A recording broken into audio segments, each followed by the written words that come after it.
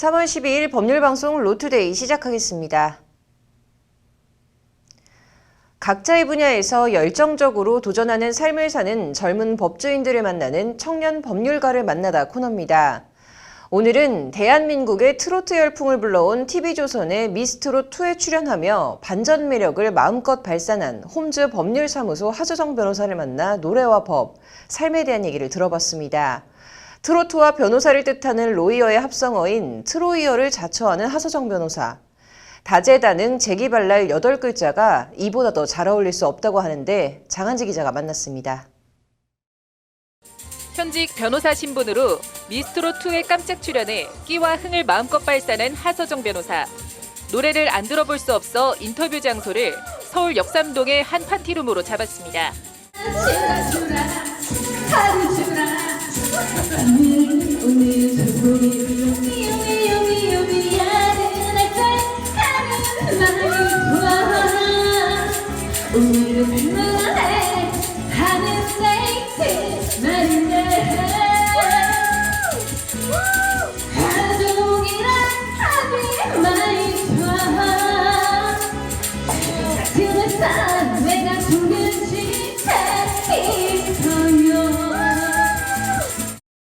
둘째 이모 김다비의 주라주라라는 노래를 현란한 춤을 곁들여 맛깔나게 부르는 하소정 변호사. 내친 김에 한 곡 더 뽑습니다. 이번엔 민혜경의 보고 싶은 얼굴입니다.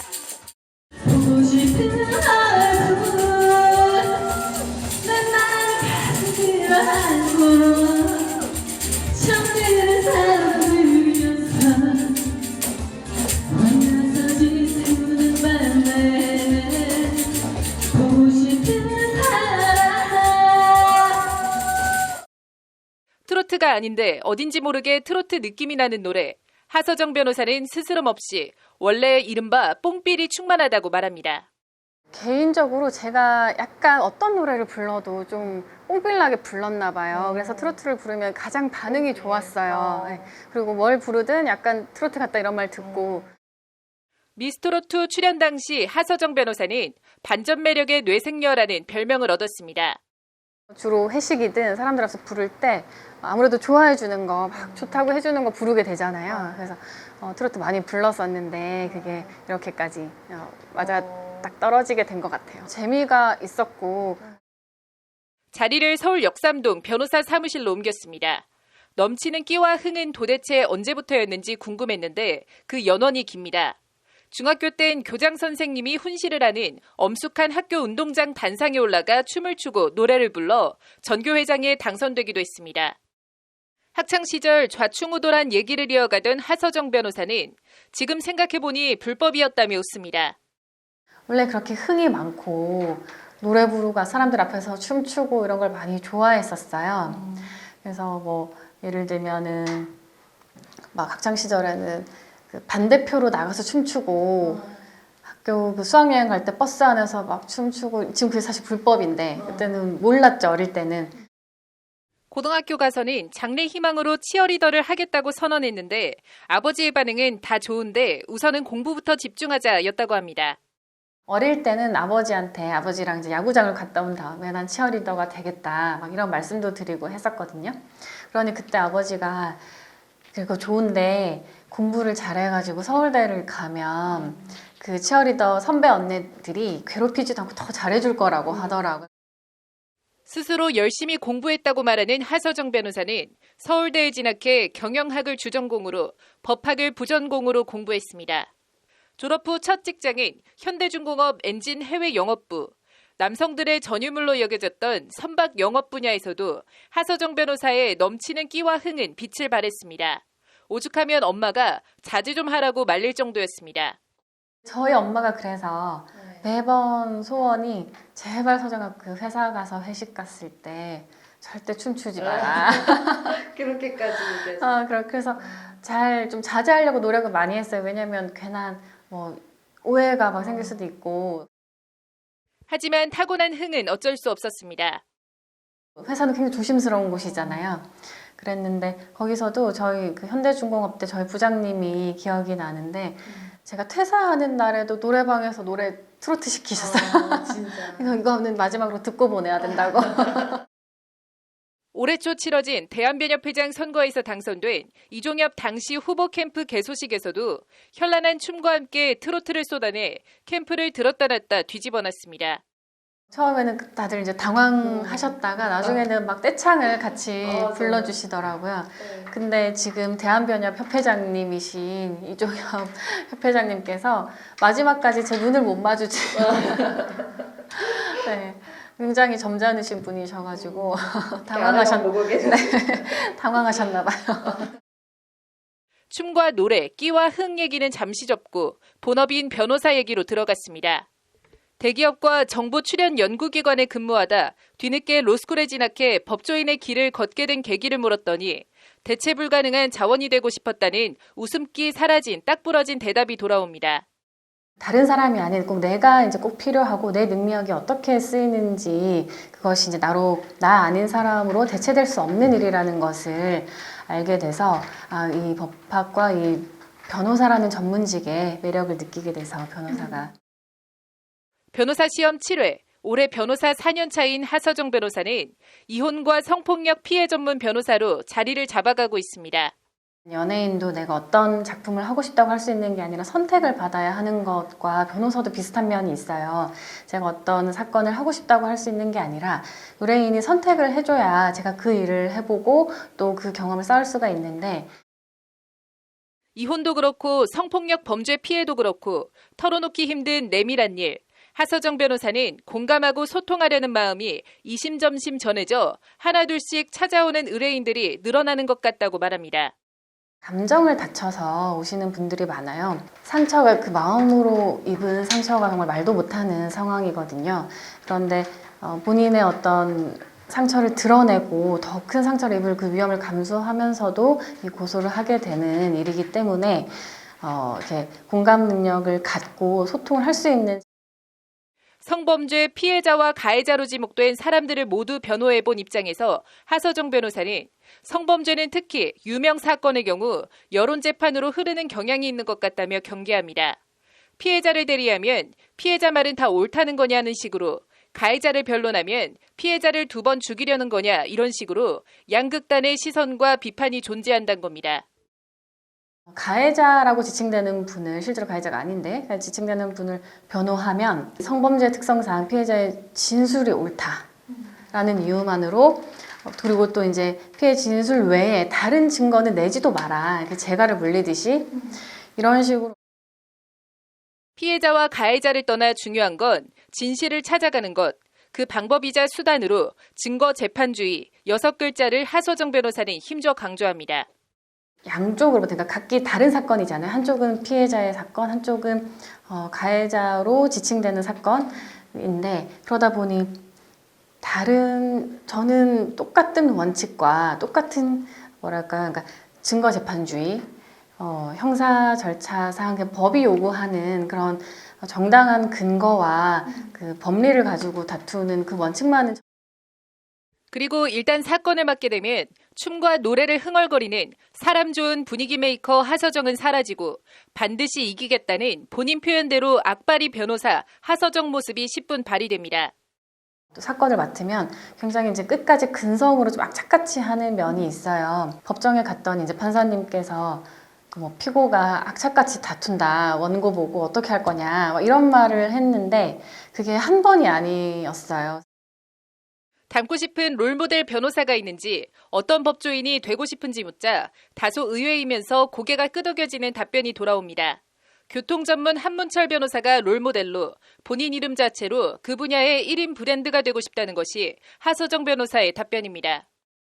저의 그 어떤 분야에서 한문철 변호사님과 같은 어떤 그 분야의 변호사로서의 대명사와 같은 그런 변호사가 됐으면 좋겠다 하는 그런 꿈을 사실 마음 깊이 갖고 있었어요. 진짜 얘기를 이끌어내고 그리고 끝까지 악착같이 정말 진실을 밝히기 위해서 그 정의를 바로 세우기 위해서 노력하는 그 역할을 제가 해야겠다.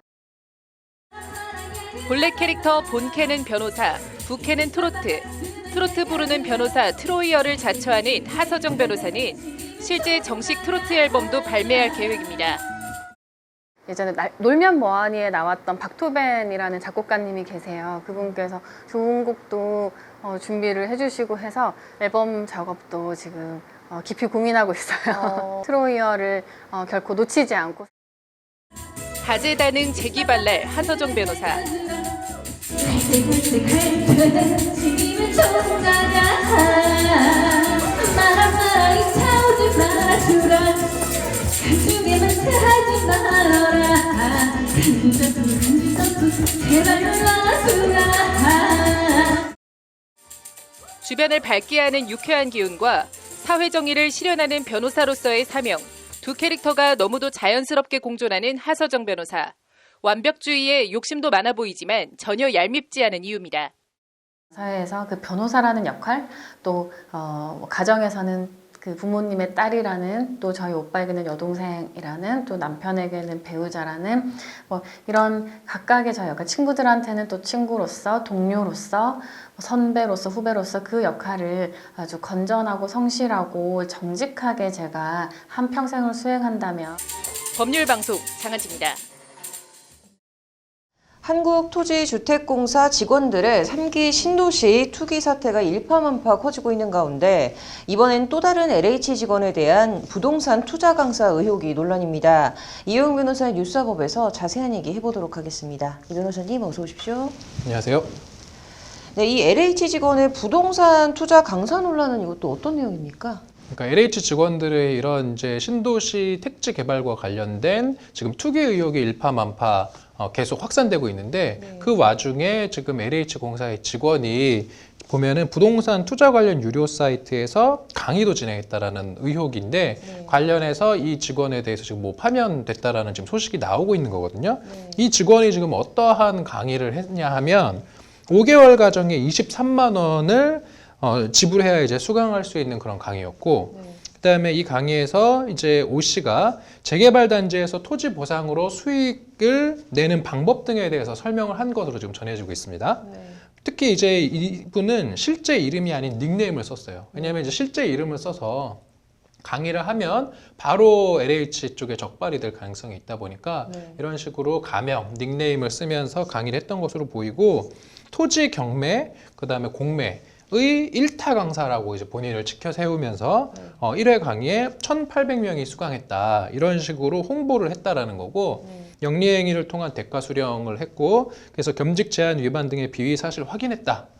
따라서 오 씨를 파면 조치했다라고 밝혔고, 아울러서 LH는 지금 현재 공직자의 본분을 망각한 비위 직원에 대해서 무관용 원칙에 따라서 일발백계할 예정이다라는 지금 입장을 밝힌 상황입니다.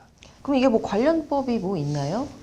특히 지금 오 씨 같은 경우는 실제로 이 강의를 하는 과정에서 여러 가지 그 토지 공매 경매와 관련된 노하우를 이제 강의를 했는데 제가 뭐 그 내용을 다 들어보지는 않아서 어느 정도 수준의 정보를 오픈을 했는지는 모르지만 아마도 추측컨대 LH의 그런 토지 보상과 관련된 그 내부의 어떤 기밀과 관련된 정보들이 있었을 수도 있어요. 그러면 그러한 정보들을 강의를 통해서 외부에 유출했다면은 이것은 공공주택특별법 위반이 될 수도 있는 것이고, 그래서 지금 최근에 밝혀진 것은 LH의 내부적인 징계 절차에 불과한 것이고, 오 씨에 대한 형사 처벌 문제는 추후에 계속 수사가 진행돼서 이제 법 위반 사실이 밝혀지면 처벌도 받을 수 있지 않을까, 그렇게 우리가 예상해 볼 수 있을 것 같습니다. 네. 지금 보면은 이제 오 씨가 자신이 부동산 투자 회사 경력 뭐 18년이다 뭐 이런 식의 발언도 하면서 자신이 이제 LH 직원임을 숨기고 강사 활동을 해왔는데, 이거 관련해서 뭐 사기죄 적용이나 이런 건 안 되나요? 이제 일견 뭐 사기가 될 수 있는 거 아니냐 하는 생각도 할 수는 있을 것 같은데, 이제 사기죄가 되려면은 어떤 타인을 기망을 해서 재산상 이득을 편취해야 되는데 이러한 기망 행위와 재산상 이득 편취 사이에 인과관계가 있어야 되거든요. 보통 이런 식으로 이제 강사가 본인의 이력을 일부 부풀리거나 이런 것이 이제 사기죄가 되기는 조금 어려워 보이고, 이렇게 강사가 본인의 이력을 허위로 일부 과장하는 경우는 공정위의 제재 처분을 받을 수 있습니다. 지금 이 LH 투기 논란이 나오면서 지금 까놓고도 계속 지금 나오고 있는데 얘기가요. 이거 어떻게 보시나요? 일단은 뭐 정부합동조사단의 1차 조사가 지금 마무리됐고 이제는 수사의 시간이에요. 그래서 경찰의 수사가 이루어질 것으로 보이고 그런 공동 불법 행위고 담합 같은 경우 적발이 어려워서 지금 우리 현행법에 들어와 있는 것이 이렇게 담합 행위자들 중에서 먼저 커밍아웃을 하는 경우에 이제 그 처벌을 감경 면제해주는 제도가 있어요. 리니언시 제도라는 건데 이러한 것들을 좀 활용을 해보면 어떨까? 그래서 지금 LH 투기 의혹과 관련돼서 많이 나오는 수법이 차명거래, 그다음에 쪼개기 투자 아니겠습니까? 결국은 여럿이서 뭔가 공동으로 하는 범죄인데 이러한 것을 지금 먼저 자진해서 자수하거나 그다음에 뭔가 알고 있다. 내가 누군가와 같이 했다라는 것을 먼저 제보하면 나중에 적발되더라도 그 처벌이나 징계의 수준을 조금 낮춰주는 어떤 그러한 기법을 좀 도입을 해서 이 차명거래나 쪼개기 투자의 적발 가능성을 좀 높여주는 그런 방법을 좀 도입을 해보면 어떨까 싶습니다. 네, 뭐 국민적 공분이 굉장히 큰 사안이만큼 좀 수사가 어쨌든 명명백백하게 좀 잘 이루어졌으면 좋겠네요. 오늘 잘 들었습니다. 이어서 법조계 소식 전해드리겠습니다. 법인 대표이사 직함을 갖고 있다 하더라도 실질적 권한이 없다면 임금을 체불했더라도 근로기준법 위반으로 처벌할 수 없다는 법원 판결이 나왔습니다. 서울 남부지법은 해당 대표이사는 실질적 사주에 고용된 피고용자에 불과하다며 이같이 판결했습니다. 경찰에 제보하기 위한 증거 수집 목적으로 마약을 샀다가 1심에서 징역형 집행유예를 선고받은 40대가 항소심에서 무죄를 선고받았습니다. 재판부는 개인적 목적으로 매수했다면 사진을 찍어 경찰관에게 전송할 아무런 이유가 없다며 무죄를 선고했습니다.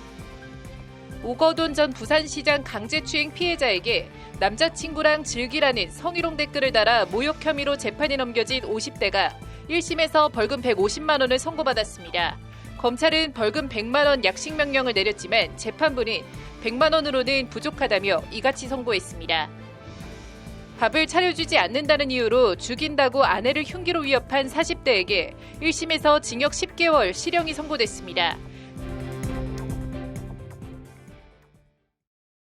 오늘 준비한 소식은 여기까지입니다. 시청해주신 여러분 고맙습니다.